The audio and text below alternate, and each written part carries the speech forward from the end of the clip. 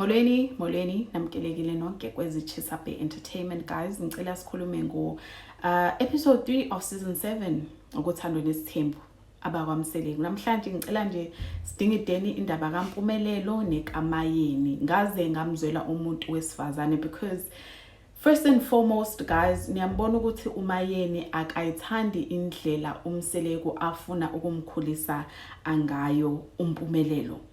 uMayeni is against everything umseleko afuna ukuthi uMpumelelo ayenze. But before we get into it, aibo guys, ngizwe amahemhem angithi niye nabona laphayana ke ku episode 3 ukuthi uMpumelelo usebuyile ke eGoli uzoqala impilo entsha lapha kwekubo, uzolungisa umuzi, but uthi akafuni Vuyokazi, akafuni ukuthatha uTilero as first wife yakhe. Na ufuna ini?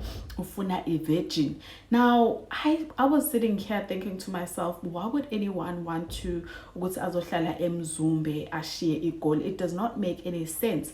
So bathi ke abamaziyo mahemhem athi uMpumelelo uqoshiwe laphayana ke kwibhola ebedlalela iMorocco Swallows because ebengaperformi kahle. Remember sometime last year 2023 uMpumelelo ke uye wakhuluma neDaily Sun washo ukuthi yena ufuna ukuyishiya iMorocco Swallows because ufuna ukufocusa ku-music career wakhe. It does not make any sense for you ukuthi ufuna ukushiya Soccer has a lot of money, so for you to just drop soccer and focus on the music, because you can literally focus on both music, do it on the side. But ke watshela iDaily Sun ukuthi hayibo phela mina ngifundele music laphayana ke media house, so I want to go and pursue music wami. So iyangimangaza indaba yokuthi usevele wa decide ukushiya music ashiya soccer aze azohlala lana eMzumbe. Furthermore, ufuna ukuthatha itshitshi ashiye uVuyokazi semnikeze ingane eziwu2, ashiye uTilero nayo semnikeze ingane. It just does not make any sense to me. But I want to say ngiyayikholela lento abantu abayishoyo ukuthi iGoli ke liye lamshaya phansi limhlulile iGoli uMpumelelo. So now the only power he feels he has is to ukuthatha ingane zabantu aze azozihlukumeza, because ukuhlukumezeka phela lokho ngeke ungizalise ingane eziwu2 ngicabanga ukuthi ngondlunkulu ngibize ngondlunkulu as uVuyokazi, then next thing wena usufuna ukuthatha ivirgin. So guys, bathi abantu maybe the reason as to why uMpumelelo usefuna ukuthatha ivirgin is because uVuyokazi, remember, intombi yomXhosa naye uTilero uyini konje uyipaid.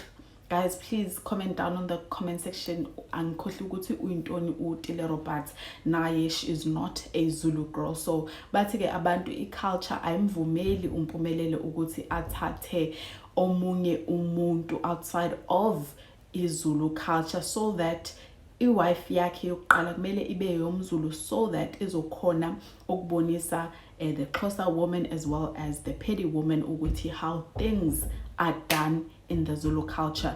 But even that, guys, I don't understand, because uMayeni and all the other 4 wives are there to guide uTilero noMpumelelo. I feel like it's just an excuse on behalf of laba bantu abaxhasa isithembu. But niyambona uMayeni ukuthi lento eyenzwa ubaba wakhe akayithandi neze. uMpumelelo unikwa lokhu akufele ukwenza umusic, usewudrophile manje usefuna ukubuya. And uMayeni, seeing that she is also going through a lot, she has been seeing a psychologist because emsebenzini ke bebemhlukumeza. Kungiphatha kabi nami. Yes, uMayeni is not my favorite. Kungiphatha kabi ukubona ukuthi uphathwa kabe emsebenzini aphinde futhi nasekhaya azohlushwa i-firstborn yakhe. Kungiphatha kabi kakhulu lokho. Guys, what are your thoughts on this?